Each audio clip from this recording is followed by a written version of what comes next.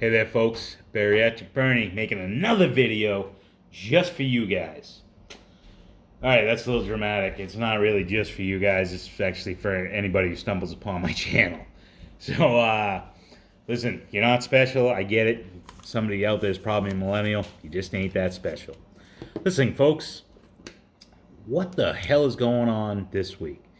Well, lots of stuff. We just had a hurricane come on by. Didn't do anything in my house. Little bit of wind, a few pine cones and pine needles in the place. Wow, nothing. So just kind of up and vanished like a fart in the wind. So this week hit a goal of mine, which I'm down from 461 pounds to 211. That gives me a total loss of 250 pounds since February of 2022. Pretty stoked, pretty fucking jacked about that. It's just, I never thought I'd do it. I'm very, very proud of myself. I still have 11 more pounds until I hit my true goal. I always wanted to be down to 200. And I'm fucking knocking on that doorstep, baby. So I hope everybody out there is having a good journey. Obviously, questions, comments, concerns. The other thing that I did was I set up my Instagram account. It was a personal account. I'm changing it and making it into another account. So if you're over at Instagram, go to Bariatric Bernie, give me a follow, like. It's where I'm gonna start posting a lot more content.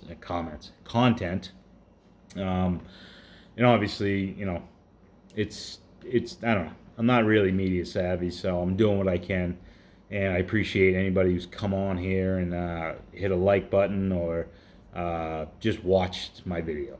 So check this, folks.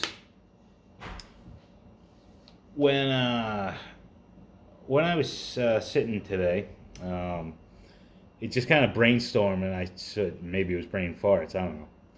And it's just kind of these things were popping in my head about myths, and I started watching YouTube and some other stuff. And a girl that I'm friends with on Facebook put up a post about she's trying to lose weight, and I started seeing all these things about, oh, you should do this, you should do this, and just kind of hit me, and I said, oh, hey, that's a great idea for the video. So this video is kind of about like myths of eating, working out, habits that you should be doing in order to get healthy.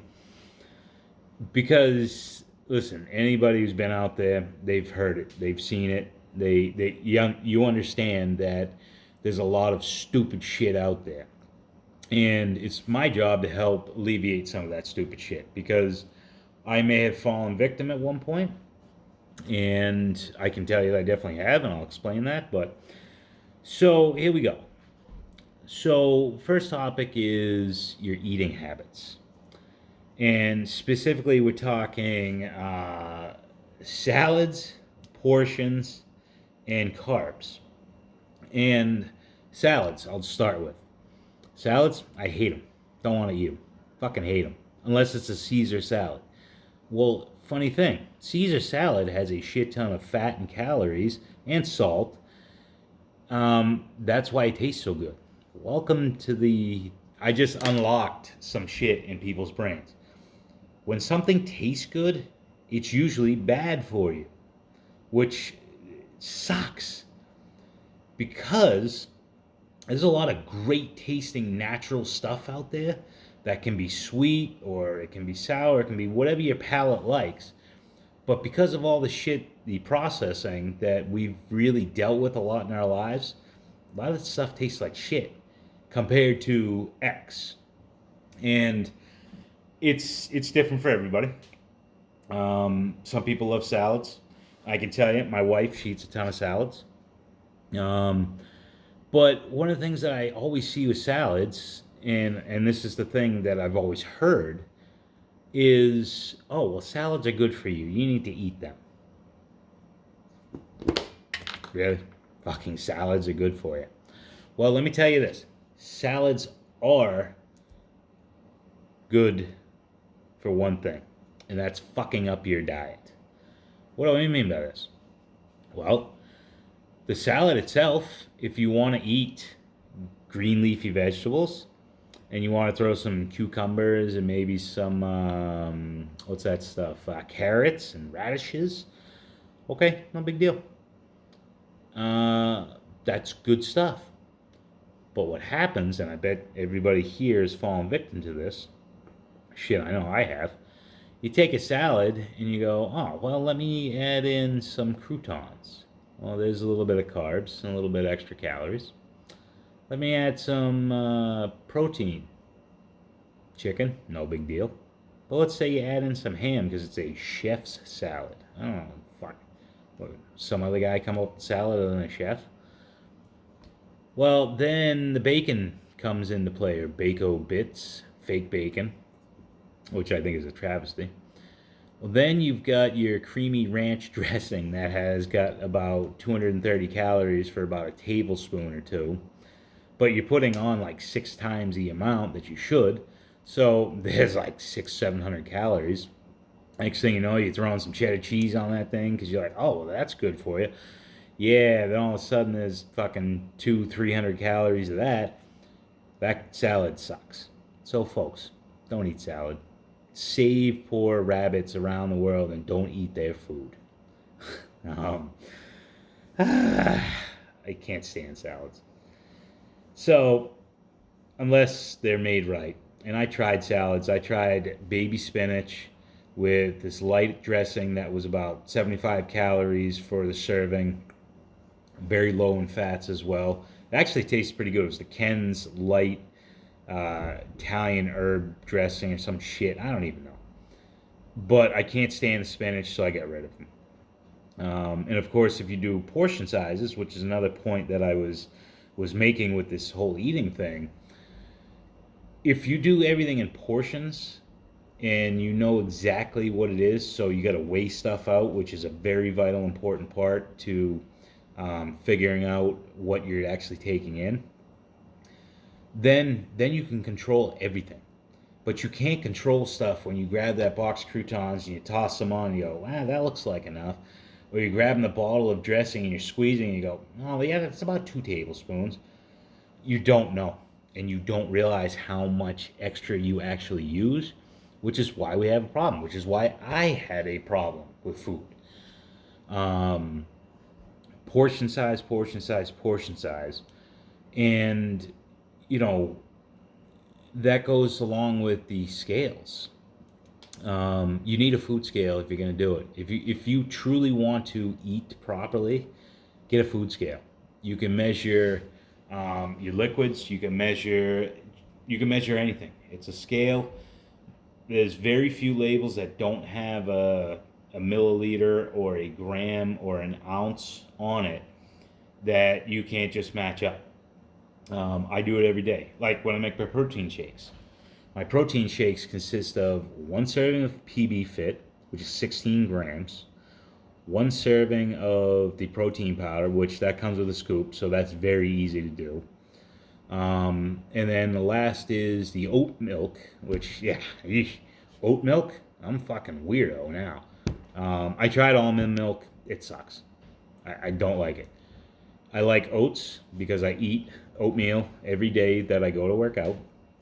And the oat milk doesn't really have a taste other than it almost tasted like tea bags that you just put in water and that was it. You didn't add anything to it. I don't know. Maybe my taste buds are just that funky. I don't know.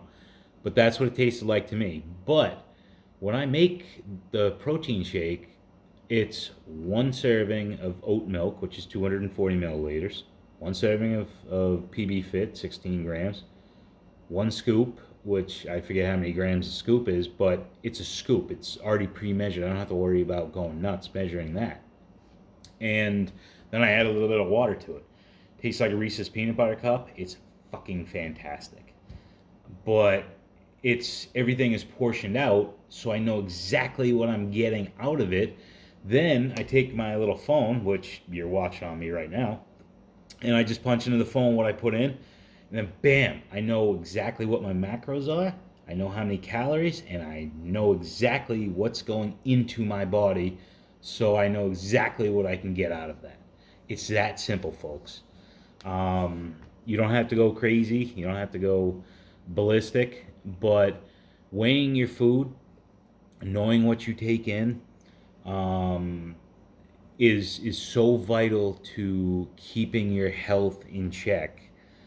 That if you don't do it, you're going to fall off the rails at some point.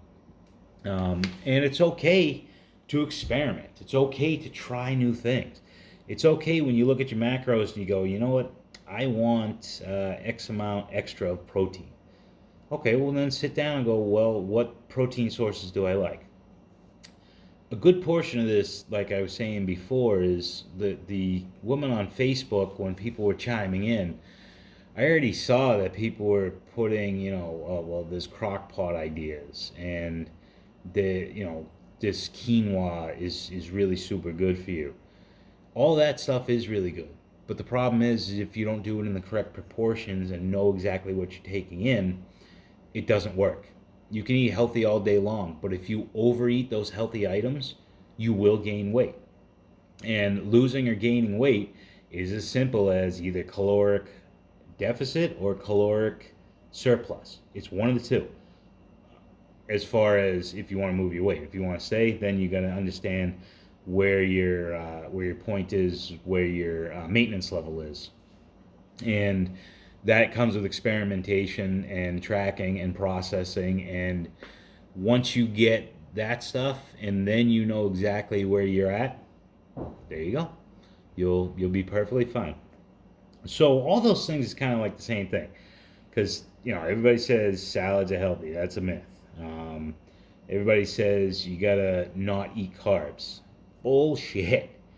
Carbs are a fantastic energy source. They're what your body runs on.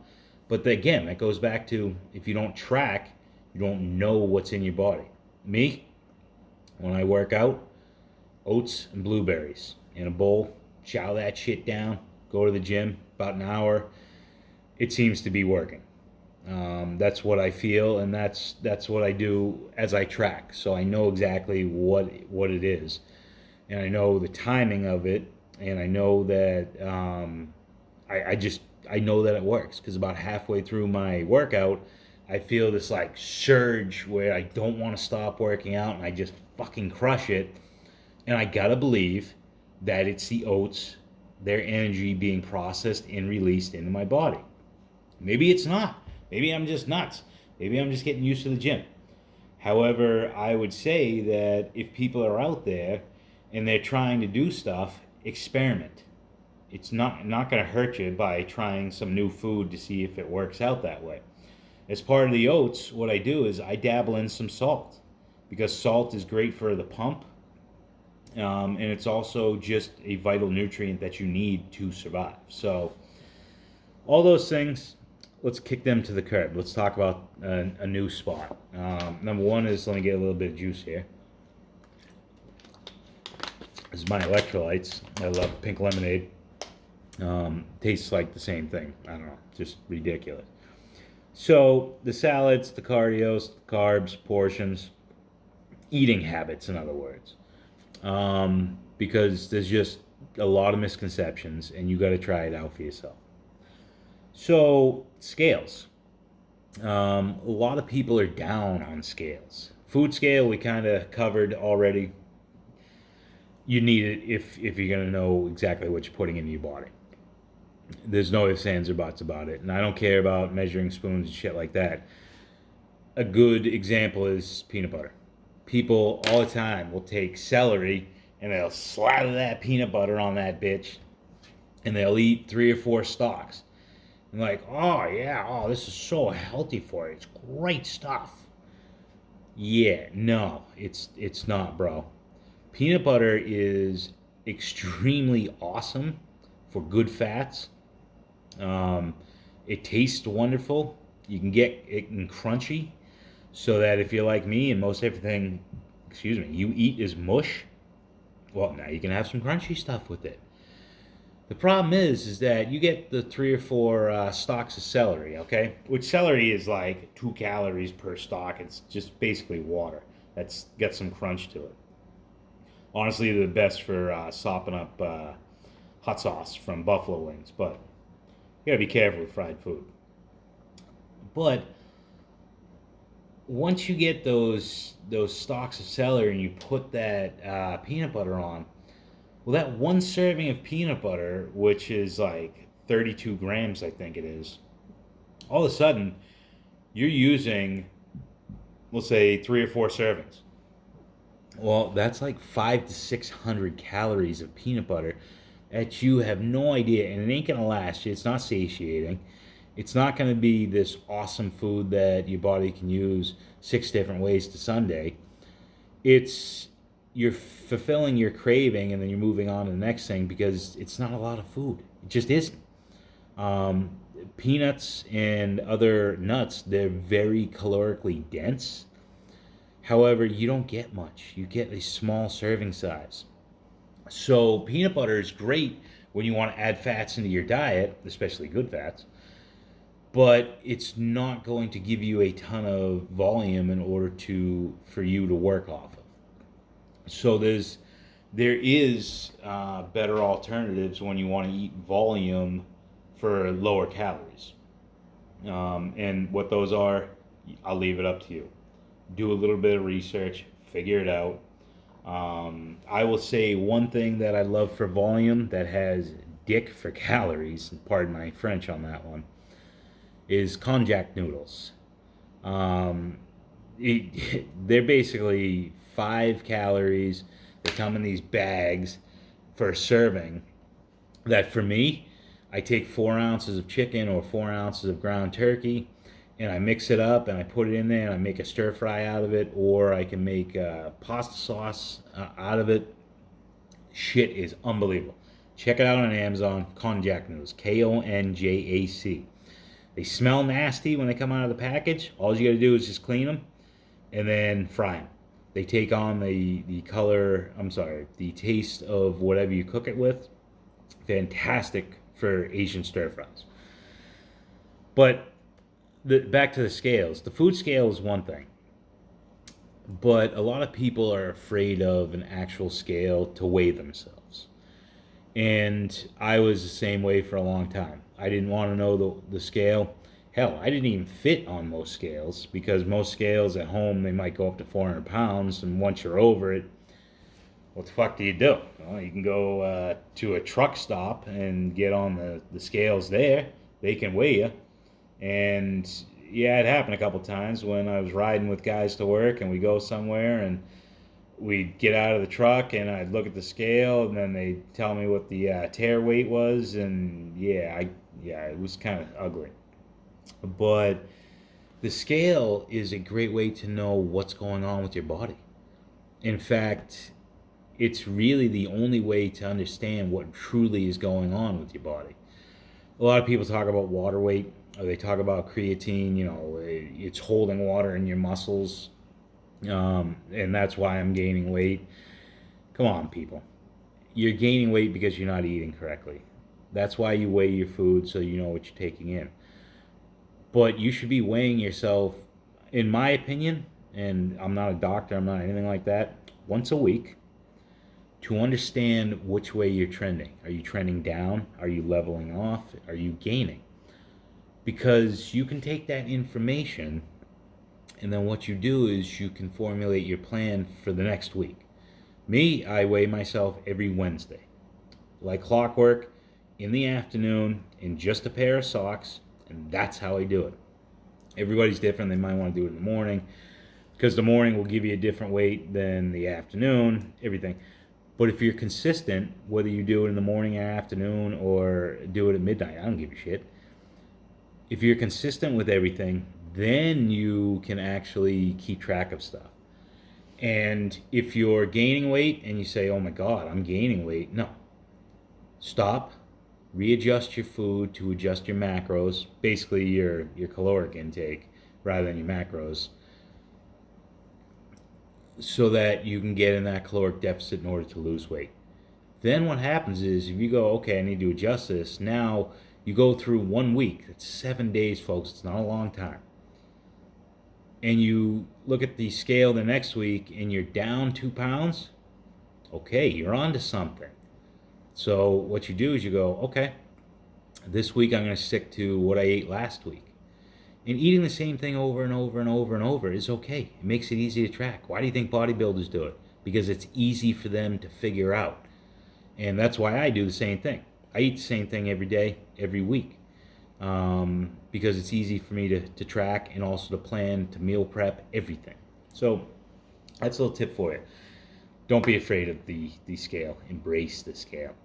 So the last one that I had, because you go down the rabbit hole and you see these idiotic things, is fad diets slash exercise routines.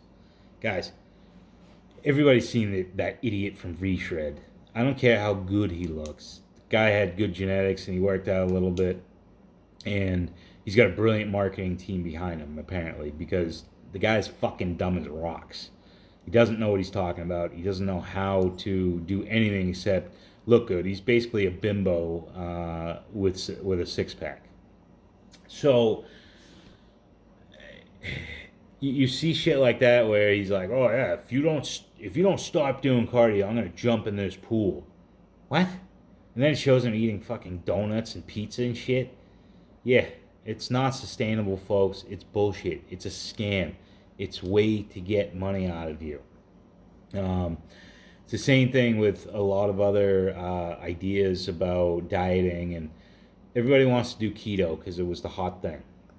And maybe it is still the hot thing. I don't know. Keto is unsustainable, in my opinion. Fasting. Fasting does work, but I don't think it's sustainable. I've never heard of anybody saying, yeah, I fast, and I've been fasting for 3 years now. The keto diet, as awesome as it is, because I kind of follow a similar thing where I eat a ton of meat, and protein is my number one thing, but I don't do it. It's not truly keto because I do eat plenty of carbs because I need the energy to work out. And my fats are the lowest of my three macros because of what I eat. And the South Beach diet, and then there's a couple other diets. I don't even know what the fuck they were, but they're not sustainable. If you eat correct portions and you have some sort of a meal plan and you stick to healthier options, which is really, I thought it used to be impossible and hard. It's really not. It's very tough if you. I guess I got to give some leeway to it because not everybody has a ton of money, and maybe some people can't afford all these products, and maybe some people are a single parent and they got 3 kids and they're just doing what they can, and chicken nuggets to throw into an oven for 20 minutes is just the easiest thing to do because you literally don't have time. And I know I've called people out for not having time. Well, there's definitely exceptions to the rule.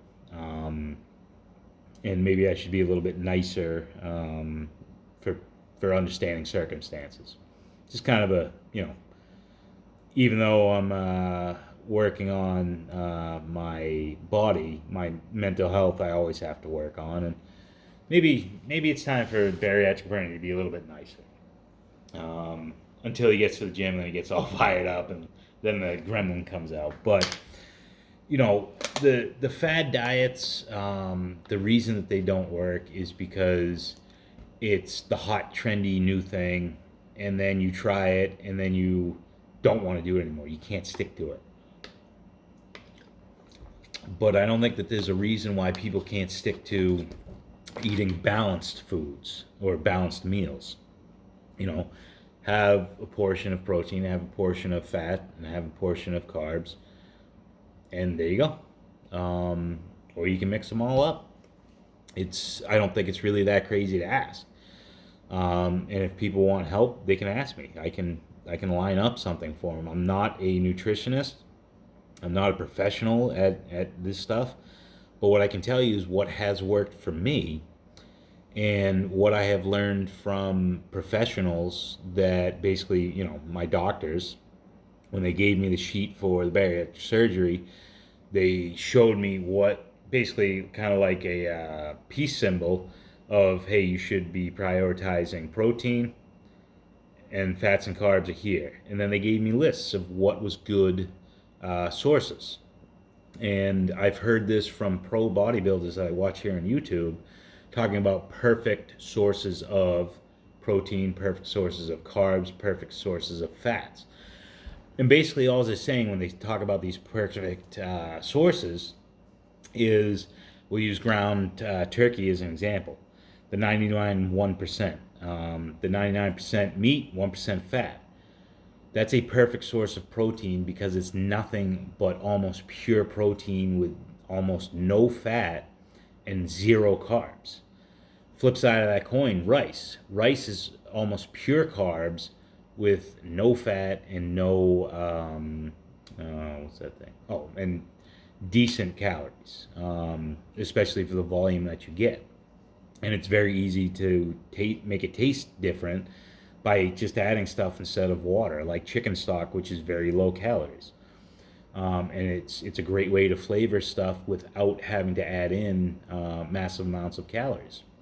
So, and a perfect source of fats are nuts, whether that be pecans or pecans, depending on where you are in the country, almonds, peanuts, peanut butter. I personally love peanut butter. However, it's so calorically dense, I try to keep away from it unless I'm kind of cheating. Chocolate actually is a great source of carbohydrates, but it's also a great source for different health benefits. And we're talking about like real chocolate, not that Hershey stuff that tastes awesome because it's got a pound of sugar in it. We're talking like 80-90% cacao. Sorry if I mispronounced that, but that's the kind of stuff that you look at. So, the fad stuff, don't buy into it. And the workout fads, they're just as bad. It shows a guy doing 6 freaking things. It's like YMCA here. And while he's doing that, he's kicking his legs and he's got 4 different dumbbells and he's on, he's awkward position. No, guys, that's not going to make you grow. What that's going to do is put you in a worse position than you need to be in. Because if you want to grow a muscle group, you need to target that muscle group. It's really not rocket science.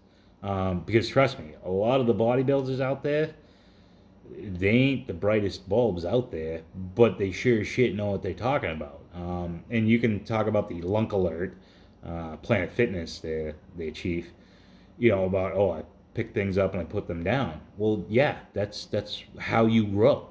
You don't grow by doing these ridiculous looking exercises. You grow by targeting. You want to grow your biceps?